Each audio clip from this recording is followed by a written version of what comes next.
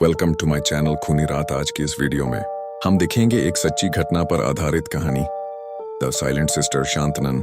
यह कहानी मुंबई के पास स्थित एक पुराने और सुनसान पहाड़ी इलाके में बने एक अनाथालय से जुड़ी है जिसका नाम था सेंट जूड्स होम। यह अनाथालय अब खंडहर बन चुका है, लेकिन इसकी दीवारें एक भयानक रहस्य छिपाए हुए हैं। यह घटना 1970 के दशक की है। सेंट जूड्स होम में दर्जनों अनाथ बच्चे रहते थे जिनकी देखभाल नन करती थीं। इन सभी नन में सिस्टर एना सबसे अलग थी। सिस्टर एना बहुत ही लंबी और दुबली पतली थीं और उनकी आंखें हमेशा अंधेरी और उदास रहती थीं। लेकिन सबसे अजीब बात यह थी कि वह कभी बोलती नहीं थीं। वह सिर्फ अपने हाथ के इशारों से या धीमी कानाफूसी जैसी सांसों से संवाद करती थीं। बच्चे उन्हें द साइलेंट सिस्टर कहते थे। बच्चे सिस्टर एना से बहुत डरते थे। रात में अगर कोई बच्चा बिस्तर गीला कर देता या शरारत करता तो सिस्टर एना उसे सजा देने आती थीं। उनकी सजा भयानक होती थी। वह बच्चे को घसीट कर तहखाने बेसमेंट में ले जाती थीं।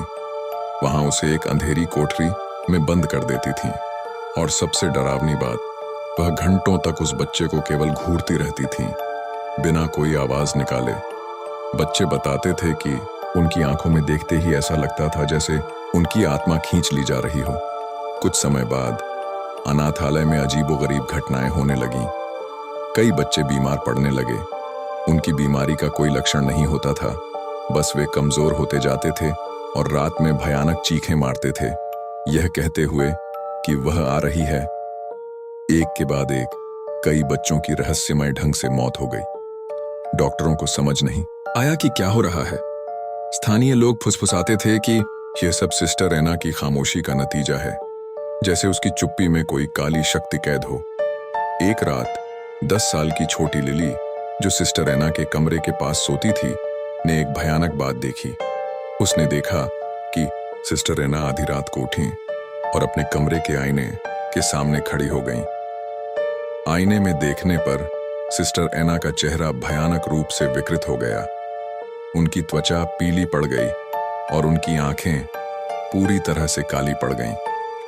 उन्होंने अपने काले लबादे के नीचे से एक पुरानी जंग लगी कैंची निकाली और धीरे धीरे अपने ही होठों को सीलना स्टिच शुरू कर दिया। लिली डर के मारे कांप उठी। वह समझ गई कि सिस्टर एना ने अपनी आवाज को खुद ही त्याग दिया है, शायद किसी भयानक शपथ के कारण। अगले दिन अनाथालय के मुख्य पादरी ने सिस्टर एना के व्यवहार की जांच करने का फैसला किया।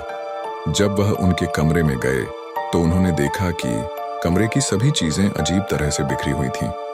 सिस्टर एना वहां नहीं थी, लेकिन बिस्तर पर एक पुराना जला हुआ बाइबल पड़ा था। जब पादरी ने उसे उठाया तो उसके नीचे एक भयानक चीज थी, एक पुराना सूखा हुआ मानव हृदय। उसी पल पादरी को तहखाने से लिली की चीख सुनाई दी। वह भागकर तहखाने में गए। उन्होंने देखा कि सिस्टर एना अपने हाथों में एक मोटी खून से सनी रस्सी लिए खड़ी थी।